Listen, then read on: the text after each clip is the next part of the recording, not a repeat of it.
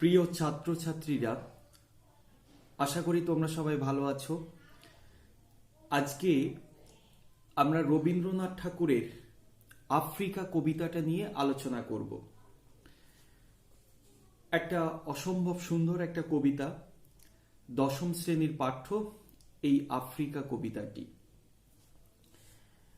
রবীন্দ্রনাথ এমন একজন কবি ব্যক্তিত্ব যাকে বিশেষ অভিধায় অভিহিত করা যায় না। তিনি একাধারে কবি, ছোট গল্পকার, প্রাবন্ধিক, নাট্যকার, ঔপন্যাসিক, আবার অসংখ্য গানের স্রষ্টা। রবীন্দ্রনাথ এমন একজন গল্পকার যার গল্পের মধ্যে সমাজ বাস্তবতা উঠে এসেছে। তিনিই প্রথম ঔপন্যাসিক যার লেখার মধ্যে আতের কথা উঠে এসেছে। তিনি অসংখ্য গানের স্রষ্টা, আবার একদিকে জমিদার হিসাবে মানুষের দুঃখকে দেখছেন।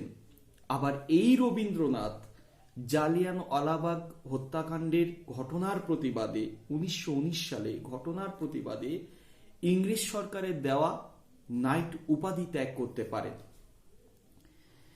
এত কর্মকাণ্ডের মধ্যে তিনি বলেছেন তার একটাই পরিচয়, আমি কবি মাত্র। রবীন্দ্রনাথ ঠাকুরের পত্রপুট কাব্যের অসামান্য কবিতা আফ্রিকা। রবীন্দ্রনাথ ঠাকুরের বলাকা কাব্যগ্রন্থের পর, অর্থাৎ 1916 বলাকা কাব্যগ্রন্থের পর রবীন্দ্রনাথের পত্রপুট ছিল এমন একটা কাব্যগ্রন্থ যেখানে আন্তর্জাতিক কবি রবীন্দ্রনাথের জীবন দর্শন, জীবনবোধ, তার যুদ্ধ বিরোধী মনোভাব এবং সাম্রাজ্য বিরোধী মনোভাবও ফুটে উঠেছে। এবার এই পত্রপুট কাব্যগ্রন্থের কবিতা লেখার সময়কালটা শুরু হচ্ছে কখন থেকে না, 1340 বঙ্গাব্দের চৈত্র সংখ্যা থেকে, 1340 বঙ্গাব্দ চৈত্র, ইংরেজি মার্চ এপ্রিল 1933 সাল থেকে পৌষ 1344 বঙ্গাব্দ অর্থাৎ ডিসেম্বর 1937 পর্যন্ত এই সময় পত্রপুটে কবিতাগুলো তিনি লিখেছেন। অধিকাংশ কবিতা 1342 সালে শান্তিনিকেতনে লেখা হচ্ছে এবং আফ্রিকা কবিতাটি প্রথম প্রকাশিত হয় প্রবাসী পত্রিকায় চৈত্র 1343 সংখ্যায়, 1343 বঙ্গাব্দে। 1343 বঙ্গাব্দের 25শে বৈশাখ কবির জন্মদিনে এই পত্রপুট কাব্যগ্রন্থটি রচিত হয়। বলার অপেক্ষা রাখে না, মানে একটা তথ্য হচ্ছে এই, প্রথম সংস্করণে পত্রপুট কাব্যের প্রথম সংস্করণে কবিতার সংখ্যা ছিল 16টি। এই প্রথম সংস্করণে আফ্রিকা কবিতাটি ছিল না। দ্বিতীয় সংস্করণে দুটি কবিতা যুক্ত হয়, তার একটি হলো এই আফ্রিকা কবিতা। এখন যেমন একটা কাব্যগ্রন্থের, একটা উপন্যাসের বিজ্ঞাপন দেওয়া হয়, রবীন্দ্রনাথের সময়ও এই কাব্যগ্রন্থের বিজ্ঞাপন দেওয়া হয়েছিল। সেখানে পত্রপুট কাব্যের দুটি বিজ্ঞাপন দেওয়া হয়। প্রথম বিজ্ঞাপনটি দেওয়া হয় প্রবাসী পত্রিকায় 1936 সালে। সেখানে বলা হয় এটি উপহার দেওয়ার জন্য চমৎকার একটি বই এবং চমৎকার কাগজে ছাপা ও সুদৃশ্য বাধাই। এই তখন কাব্যটির দাম ছিল মাত্র 1 টাকা। তখনকার দিনে কাব্যটির দাম ছিল মাত্র 1 টাকা। 2 নম্বর বিজ্ঞাপনটা হয় আনন্দবাজার পত্রিকায় 16ই আগস্ট, দ্বিতীয় বিজ্ঞাপন দেওয়া হয়। এই দ্বিতীয় বিজ্ঞাপনটি দেওয়া হয় বিপণনের জন্য। ভাবা যায়? এবার এই কাব্যগ্রন্থটি সম্পর্কে, পত্রপুট কাব্যগ্রন্থটি সম্পর্কে সমকালীন প্রতিক্রিয়া কি ছিল? বিভিন্ন জন বিভিন্ন প্রতিক্রিয়া করেন। যেমন কবি অমিয় চক্রবর্তী বলেন, মনে হলো যেন 16টি ওড একত্রিত করা হয়েছে বিশ্ব সাহিত্য থেকে বাছাই করে করে। এটা বললেন অমিয় চক্রবর্তী। নিহার রঞ্জন রায় কি মন্তব্য করলেন? নিহার রঞ্জন রায় বললেন, বলাকার পর হইতে সকল দিক হইতে এত বিশিষ্ট, এত মহৎ কাব্য রবীন্দ্রনাথ আর রচনা করেন নাই। রবীন্দ্র সাহিত্যের ভূমিকা গ্রন্থে এই কথাটি বলছেন। এবং উপেন্দ্রনাথ ভট্টাচার্য তিনি বলেন, পত্রপুটের কবিতাগুলো ভাবের গভীরতায় ও প্রকাশের গাম্ভীর্যে অসামান্য বৈশিষ্ট্য সম্পন্ন। আফ্রিকা কবিতাটি পত্রপুট কাব্যের 16 সংখ্যক কবিতা। কবিতাটি রচনাকাল মাঘ 1343 বঙ্গাব্দ এবং প্রকাশকাল হল চৈত্র 1344 বঙ্গাব্দ। এবার প্রশ্ন উঠতে পারে, আফ্রিকা কবিতায় ঢোকার আগে প্রশ্ন উঠতে পারে যে আফ্রিকা কবিতাটি লেখার কারণ কি। এর কারণ হচ্ছে এই যে ইউরোপীয় সাম্রাজ্যবাদী দেশগুলি বহুকাল ধরে আফ্রিকার বিভিন্ন দেশে উপনিবেশ স্থাপন করে দমন পীড়ন চালাচ্ছিল। 1935 খ্রিস্টাব্দে ইতালির মুসোলিনি আফ্রিকার আবিসিনিয়া, বর্তমান নাম ইথিওপিয়া, আক্রমণ করে। সাম্রাজ্যবাদের বিরুদ্ধে রবীন্দ্রনাথের কলম বারবার গর্জে উঠেছে। ফ্যাসিস্ট মুসোলিনি আবিসিনিয়া দখলের ঘটনা কবির মনে ক্ষোভের সঞ্চার করে। 1936 সালের 31শে ডিসেম্বরে লেখা একটি পত্রে নির্যাতিত নিষ্পেষিত আফ্রিকাবাসীদের করুণ চিত্র তুলে ধরে একটি চিঠিতে অমিয় চক্রবর্তী রবীন্দ্রনাথকে লেখেন, আমার কেবলই মনে হচ্ছিল আফ্রিকার এই ট্রাইব ইটারনাল নিয়ে আপনি যদি একটি কবিতা লেখেন। আফ্রিকা সম্পর্কে আপনার কোনো কবিতা নেই, এরকম কবিতা পেলে কিরকম আনন্দ হবে বলতে পারি না। এটা কে বললেন? অমিয় চক্রবর্তী। এই চিঠিটির পরিপ্রেক্ষিতে রবীন্দ্রনাথ আবার 27শে মাঘ 1343 বঙ্গাব্দে অমিয় চক্রবর্তীকে চিঠি লিখছেন। সেখানে তিনি কি বলছেন? কল্যাণিয়াসু, আফ্রিকা নিয়ে তুমি কবিতা লিখতে অনুরোধ করেছিলে, আমি সেই অনুরোধ রেখেছি, আমি আফ্রিকা কবিতা লিখেছি। এবার আসি আফ্রিকা কবিতাটায় প্রবেশের আগে কবিতাটার মূল ভাব। তোমরা যদি আফ্রিকা কবিতাটা পড়ো দেখতে পাবে আফ্রিকা কবিতার 4টি স্তবক আছে এবং মোট টোটাল কবিতাটায় মোট লাইন সংখ্যা হচ্ছে 50টি। রবীন্দ্রনাথ দেশকাল সম্বন্ধে, জাতীয়তাবাদ সম্বন্ধে, আন্তর্জাতিকতাবাদ সম্পর্কে যথেষ্ট সচেতন ছিলেন সজাগ। আফ্রিকা কবিতার মূল 5টি বিষয়কে রবীন্দ্রনাথ চিহ্নিত করেছেন। কি? প্রথম বিষয়, সমস্ত কবিতা জুড়ে আছে উপনিবেশবাদের বিরুদ্ধে কবির প্রবল ঘৃণা। রবীন্দ্রনাথ ছিলেন যুদ্ধবিরোধী কবি। তার প্রান্তিক কাব্যে, নবজাতক কাব্যে এবং অসামান্য একটি ছোট গল্প মেঘ ও রৌদ্র এবং আরেকটি ছোট গল্প ধ্বংস এবং একাধিক প্রবন্ধে, যেমন সভ্যতার সংকটে তিনি একাধিকবার বলছেন আমরা বিপর্যস্ত হচ্ছি পাশ্চাত্য দুনিয়ার দ্বারা, আমরা প্রতি মুহূর্তে সংক্রামিত হচ্ছি। রবীন্দ্রনাথ পাশ্চাত্যের এই আগ্রাসী মনোভাব, সাম্রাজ্যবাদী মনোভাব, ফ্যাসিস্ট মনোভাবের বিরুদ্ধে লিখেছেন, বলেছেন, বক্তৃতা দিয়েছেন। রবীন্দ্রনাথ এইভাবে প্রতিবাদ করেন বলেই না আমরা সাহস পাই। বিখ্যাত একটা কথা বলেছেন রমারলা। তিনি বলছেন, যদি ভারতবর্ষের সংস্কৃতিকে জানতে চাও তাহলে অবশ্যই রবীন্দ্রনাথকে জানতে হবে, যদি ভারতবর্ষের আধ্যাত্মিকতাকে জানতে চাও তাহলে বিবেকানন্দকে জানতে হবে। এই একটা দিক আমরা আফ্রিকা কবিতায় পাচ্ছি। দ্বিতীয়ত, লাঞ্ছিত নিপীড়িত আফ্রিকাবাসীর প্রতি কবির প্রগাঢ় সহানুভূতি, সহমর্মিতা প্রকাশিত হয়েছে। পাশ্চাত্য দুনিয়ার পাশবিক আচরণের বিরুদ্ধে তীব্র প্রতিবাদ করেছেন। তৃতীয়ত, এই কবিতার শুরুতে আফ্রিকা সৃষ্টির একটা ভৌগোলিক বর্ণনা রবীন্দ্রনাথ দিয়েছেন। আফ্রিকা কিভাবে বিচ্ছিন্ন হয়ে যাচ্ছে প্রাচীর ধরিত্রীর বুকের থেকে। মায়ের কোল থেকে সন্তানকে কেড়ে নিলে সন্তানের যেমন অস্তিত্ব বিপন্ন হয়, ঠিক তেমনি আফ্রিকার অস্তিত্ব বিপন্ন হয়েছিল প্রাচীনকালে। চতুর্থত, ইউরোপীয় সাম্রাজ্যবাদী দেশগুলি আফ্রিকার মতো অনুন্নত দেশগুলোর উপরে লুঠেরার মতো লুট করেছিল কয়েক শতাব্দী ধরে। সেই নির্মম ইতিহাস ধরা আছে আফ্রিকা কবিতায়।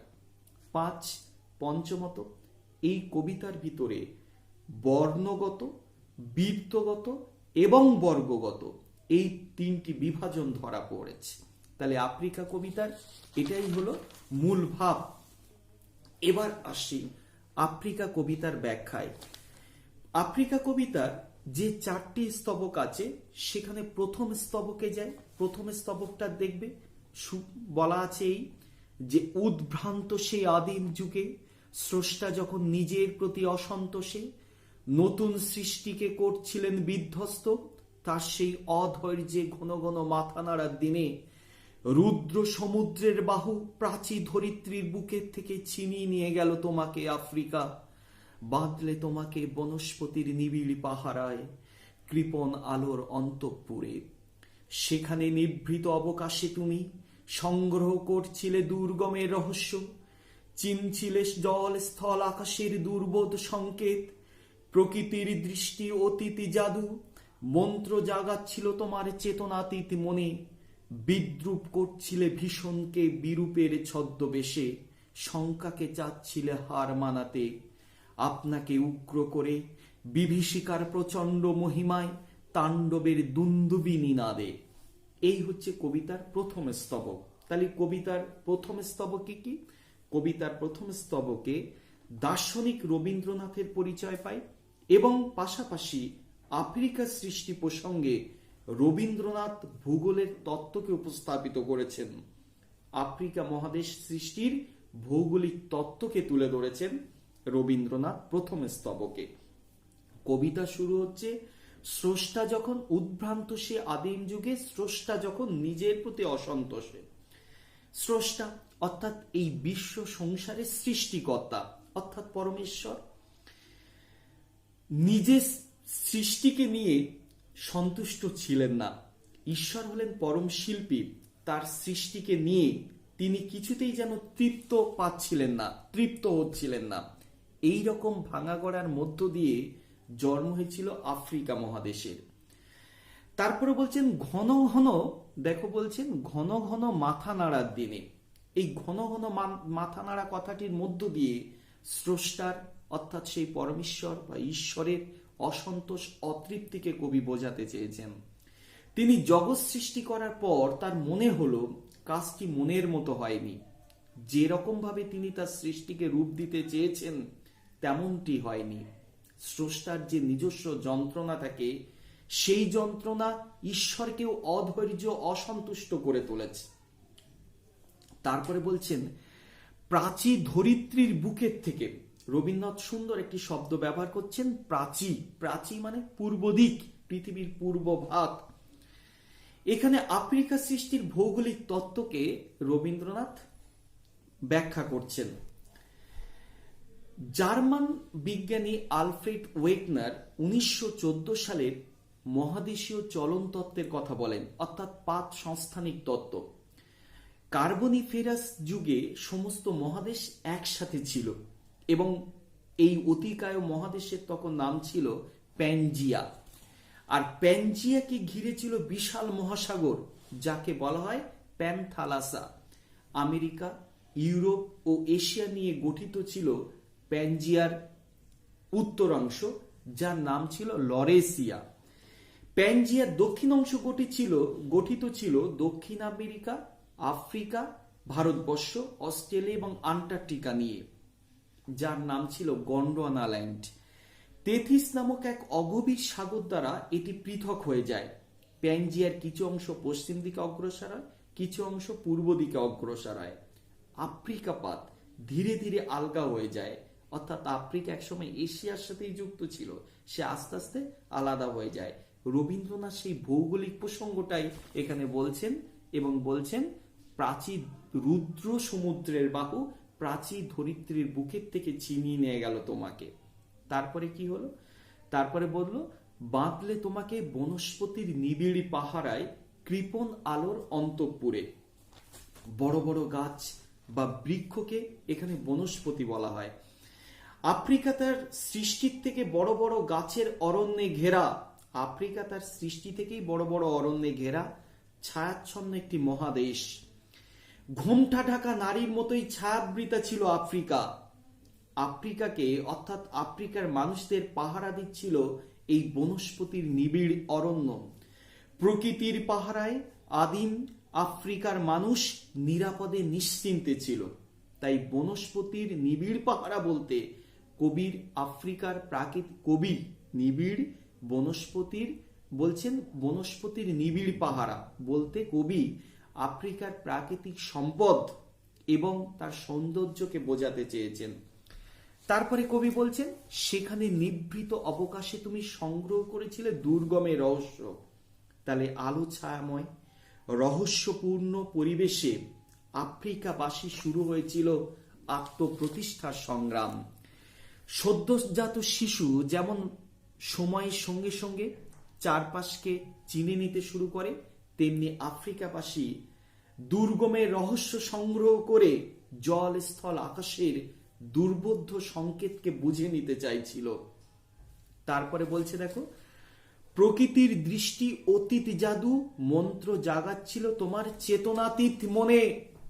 এর মানেটা কি? আফ্রিকা প্রকৃতির কোলে লালিত হচ্ছিল। একদিকে নিবিড় বনাঞ্চল, অন্যদিকে সাহারা কালাহারির মতো মরুভূমি যেন আফ্রিকাকে লালন করছে। ভয়ঙ্কর বন্য জন্তু আর দুর্গম প্রকৃতি যেন সেই সৃষ্টি পর্বে আফ্রিকাকে গড়ে তুলেছিল সদ্য গড়ে ওঠা এক মহাদেশ। কবির ভাষায় এই মহাদেশ কি ছিল?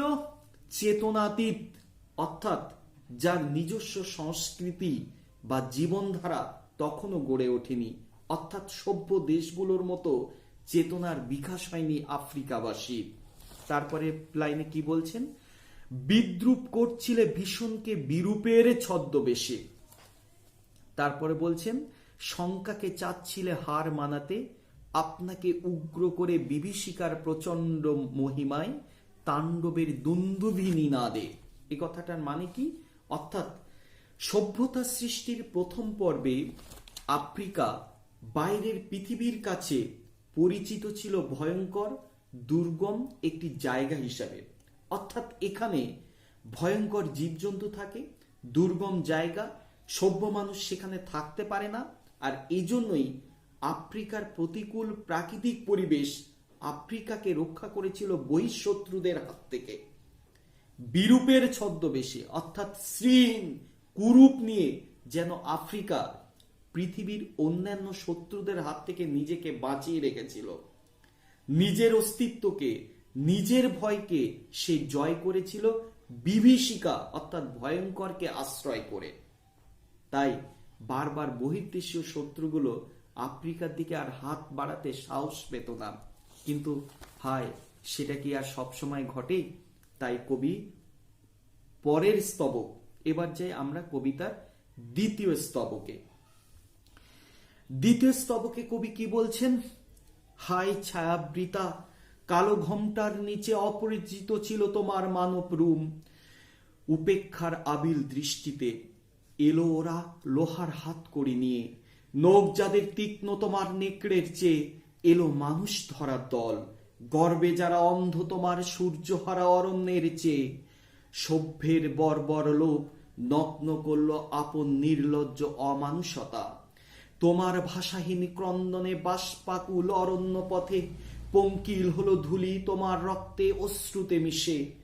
দস্যু পায়ের কাটামারা জুতোর তলায় বিভৎস কাদার পিণ্ড চিরচিহ্ন দিয়ে গেল তোমার অপমানিত ইতিহাসে। কবির তার যে দ্বিতীয় স্তবক, এই দ্বিতীয় স্তবকে দেখো শুরু হচ্ছে হায় ছায়াবৃতা। কবি আফ্রিকা মহাদেশকে ছায়াবৃতা বলেছেন, অর্থাৎ ছায়ায় ঢাকা, স্ত্রীলিঙ্গে আবৃতা। আফ্রিকায় বড় বড় গাছপালার ঘন জঙ্গল ভেদ করে সেখানে সূর্যের আলো প্রবেশ করতে পারে না, তাই সে ছায়ায় ঢাকা হতে পারে। অথবা আবার অন্য অর্থে সভ্য জগতের আলো বা সভ্যতার আলো তখনও আফ্রিকার আদিবাসী সমাজে প্রবেশ করেনি। তারা সভ্য সমাজের চোখে বর্বর, উপেক্ষিত। তাই আফ্রিকাকে ছায়াবৃতা বলা হয়েছে। আর তখনই পাশ্চাত্য সাম্রাজ্যবাদী দুনিয়া আফ্রিকাকে দেখছে তিনটি দৃষ্টিতে। এক, উপেক্ষার দৃষ্টিতে। দুই, আবিল দৃষ্টিতে। তিন, অবমাননার দৃষ্টিতে। দেখো, অর্থাৎ আফ্রিকাকে এরা সঠিকভাবে বিচার করছে না। আসলে আফ্রিকাতে তখন পাশ্চাত্য জ্ঞানের আলো প্রবেশ করেনি। আফ্রিকার এই ঐতিহ্য, প্রাচীন সংস্কৃতিকে, ট্রাইব কালচারকে উপেক্ষা করেছিল সাম্রাজ্যবাদী শক্তিগুলো। আফ্রিকার এই প্রাকৃতিক সম্পদের লোভে পাশ্চাত্য শক্তি এলো লোহার হাতকড়ি নিয়ে। কবি বলছেন, দেখ, এলো ওরা লোহার হাতকড়ি নিয়ে, নখ যাদের তীক্ষ্ণ তোমার নেকড়ের চেয়ে, এলো মানুষ ধরার দল, গর্বে যারা অন্ধ তোমার সূর্যহারা অরণ্যের চেয়ে। তারা কি করলো? তারা এলো লোহার হাতকড়ি নিয়ে। তারা বলতে সাম্রাজ্যবাদী শক্তিগুলো। আফ্রিকার কালো মানুষকে তারা দাসে পরিণত করলো। এইভাবে আফ্রিকাকে লুণ্ঠন করা হলো, তার বস্তু সম্পদকে, তার মানব সম্পদকে। রবীন্দ্রনাথ এই পৈশাচিক হত্যা লীলাকে সমর্থন করেননি। তিনি বললেন, পাশ্চাত্য সভ্যতা নাগিনী স্বরূপ, নখ যাদের তীক্ষ্ণ নেকড়ের চেয়ে। কবি এক জায়গায় বলছেন যে সভ্যের বর্বর লোক নগ্ন করলো আপন নির্লজ্জ অমানুষতা। সভ্যের বর্বর রূপ। সভ্য আর অসভ্য, সভ্য ও অসভ্য বলে বিদ্যাসাগর আখ্যান মঞ্জুরিতে একটা সুন্দর গল্প লিখেছিলেন। তিনি সেখানে দেখিয়েছিলেন প্রকৃত সভ্য কারা আর প্রকৃত অসভ্য কারা। আজকে যারা পাশ্চাত্য দুনিয়া, যাদেরকে সভ্য বলে নিজেরা গর্ব করে, আসলে এরাই হচ্ছে অসভ্য। না হলে একটা মানব জাতিকে, একটা মানব জাতির নিজস্ব সংস্কৃতিকে তারা এইভাবে লুট করতে পারে না। তাই রবীন্দ্রনাথ বললেন, সভ্যের বর্বর রূপ। যারা সভ্য হয় তাদের রূপ কি বর্বর হতে পারে? আসলে কবি একটা সুন্দর অলংকার প্রয়োগ করলেন। হ্যাঁ, এখানে যেন ব্যঙ্গের ছলে প্রশংসা, সভ্যের বর্বর রূপ। এখানে কি বলছেন? রবীন্দ্রনাথ ব্যঙ্গ করে বললেন, সভ্যের বর্বর রূপ, অর্থাৎ অসভ্য। পাশ্চাত্য সাম্রাজ্যবাদী শক্তি ছিল, পাশ্চাত্য সাম্রাজ্যবাদীর শক্তি ছিল অমানুষতা, অর্থাৎ মনুষ্যত্বের অধিকার থেকে এরা বঞ্চিত, তাই এরা অসভ্য। এদের মধ্যে আছে সেই সভ্যের বর্বর রূপ, যারা সভ্য বলে বড়াই করে।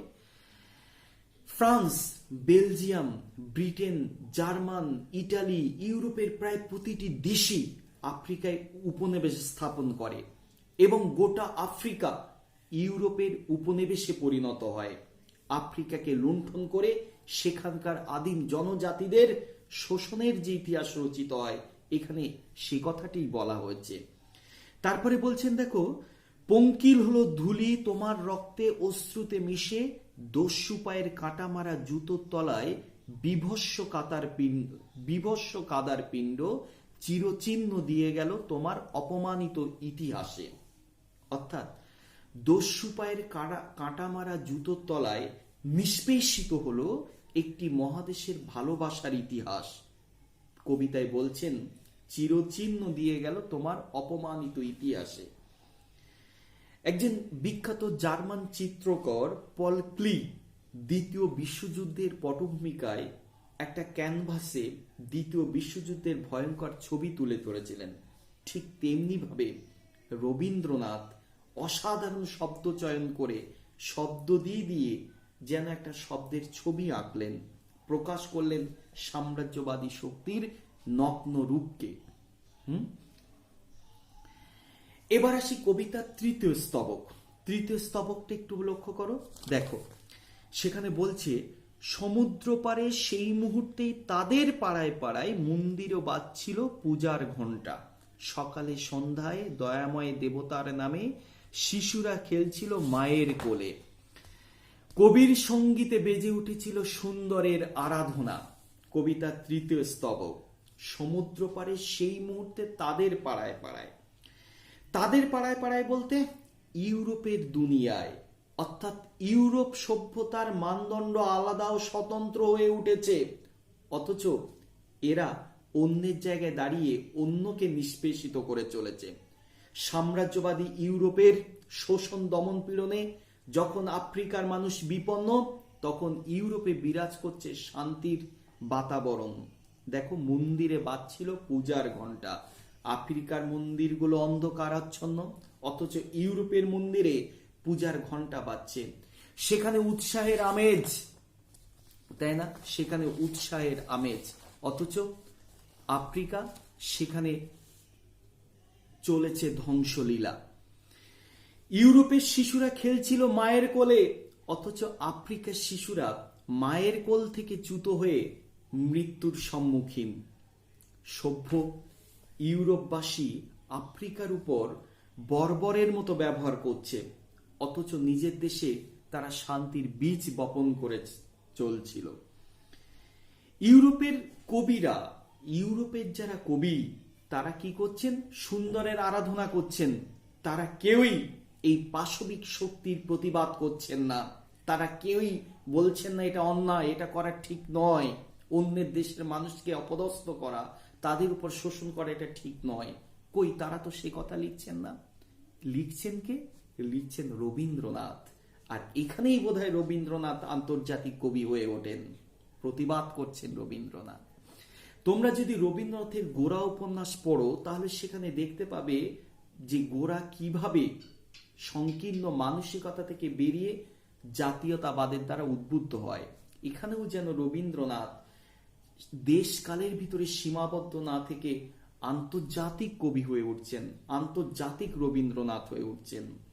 তাই রবীন্দ্রনাথ এই পাশ্চাত্য শক্তির বিরুদ্ধে, তার সাম্রাজ্যবাদী মনোভাবী পূর্ণ শক্তির বিরুদ্ধে, তার নগ্নরূপের বিরুদ্ধে, সাম্রাজ্যবাদী শক্তির নগ্নরূপের বিরুদ্ধে তীব্র ধিক্কার জানাচ্ছেন, তীব্র প্রতিবাদ জানাচ্ছেন।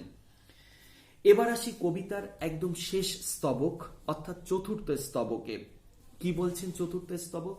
আজ যখন পশ্চিম দিগন্তে প্রদোষকাল ঝঞ্ঝা বাতাসের ঊর্ধ্বশ্বাস, যখন গুপ্ত গহ্বর থেকে পশুরা বেরিয়ে এলো, অশুভধ্বনিতে ঘোষণা করলো দিনের অন্তিমকাল। এসো যুগান্তের কবি, আসন্ন সন্ধ্যার শেষ রশ্মিপাতে দাঁড়াও ওই মানহারা মানবের দ্বারে, বলো ক্ষমা করো, হিংস্র প্রলাপের মধ্যে সেই হোক তোমার সভ্যতার শেষ পুণ্যবাণী। কবিতার একদম শেষ স্তবক। আজ যখন পশ্চিম দিগন্তে, এই পশ্চিম শব্দটি একটা ব্যঞ্জন আছে। তোমরা যদি কবি শঙ্কু ঘোষের বাবরের প্রার্থনা পড়ো, সেখানে দেখতে পাবে একটা অসহায় বাবা তার সন্তানের আরোগ্য কামনায় পশ্চিম দিকে ফিরে আল্লাহের উপাসনা করছে। আবার এই পশ্চিম শব্দটা নিয়ে বিবেকানন্দ লিখছেন প্রাচ্য পাশ্চাত্য গ্রন্থ। রবীন্দ্রনাথ প্রিয় শব্দ পশ্চিম। বলছেন আজ যখন পশ্চিম দিগন্তে প্রদোষকাল, প্রদোষ শব্দটা অর্থাৎ সূর্যাস্তের সময় বা আসন্ন সন্ধ্যা। পশ্চিম দিগন্তে সূর্যাস্ত হয় আর সন্ধ্যা নেমে আসে। সন্ধ্যা নিয়ে আসে অন্ধকারকে। আর তখন যদি ঝড় বাদল শুরু হয়, তখন পরিবেশ তো বিপর্যস্ত হয়ই। আর সেই বিপর্যস্ত পরিবেশে গোপন গুহা থেকে বেরিয়ে আসে কারা? হিংস্র পশুরা। এখানে দেখো, গুপ্ত গহ্বর থেকে পশুরা বেরিয়ে এলো। এখানে কবি সুন্দর উপমা প্রয়োগ করেছেন। এই পশুরা কারা? এরা হচ্ছে সেই সাম্রাজ্যবাদী শক্তি, যারা হিংস্র রূপ ধারণ করে রাতের অন্ধকারে যেন বেরিয়ে পড়েছে। বেরিয়ে কি করছে? যারা দুর্বল দেশ, যার যেখানে প্রচুর প্রাকৃতিক সম্পদ আছে, সেগুলোকে নিজেদের দখলে নিতে চাইছে। এখানে এই উপমাটা সুন্দরভাবে রবীন্দ্রনাথ প্রয়োগ করছেন। দেখো, তাই পশ্চিম দিগন্ত বলতে কবি স্বৈরাচারী পশ্চিম দেশগুলির নগ্ন রূপকে তুলে ধরেছেন। তারপরে কবি বলছেন অশুভ ধ্বনিতে ঘোষণা করলো দিনের অন্তিম কাল। অশুভ ধ্বনি বলতে মানবতার অপমানকে বোঝানো হয়েছে। পাশ্চাত্য দুনিয়ার আছে জ্ঞানের আলো, যা শুধু নিজের ঘর গুছিয়েছে আর অন্যের ঘরে আগুন লাগিয়েছে। পাশ্চাত্য দেশে যেন কালবৈশাখী ঝড় উঠেছে। অর্থাৎ এই ইউরোপীয় সাম্রাজ্যবাদী শক্তিগুলো কে আগে আফ্রিকাকে দখল করবে, কে ওখানকার প্রাকৃতিক সম্পদকে দখল করবে। ফলে পশ্চিমী দেশগুলোর ভিতরে একটা অসম লড়াই শুরু হলো। অর্থাৎ আমার অধিকারে আমি কতটা পাবো, এরকম একটা অসম লড়াই তাদের নিজেদের মধ্যে শুরু হয়ে গেল। রবীন্দ্রনাথ পাশ্চাত্য সাম্রাজ্যবাদী শক্তিগুলোকে তাই হিংস্র পশুর সঙ্গে তুলনা করছেন। আসলে প্রত্যেক মানুষের ভিতরে দুটো দিক থাকে, একটা বায়োলজিক্যাল নিডস আর একটা স্পিরিচুয়াল নিডস। স্পিরিচুয়াল নিডস এর মাধ্যমে মানুষ মহৎ হয়, আর বায়োলজিক্যাল নিডস এর মধ্য দিয়ে মানুষ তার মনুষ্যত্ব হারিয়ে পশুত্ব লাভ করে। এখানে বোধহয় পাশ্চাত্য সাম্রাজ্যবাদী শক্তিগুলোর মধ্যে সেই বায়োলজিক্যাল নিডসটাই মুখ্য হয়ে উঠেছে।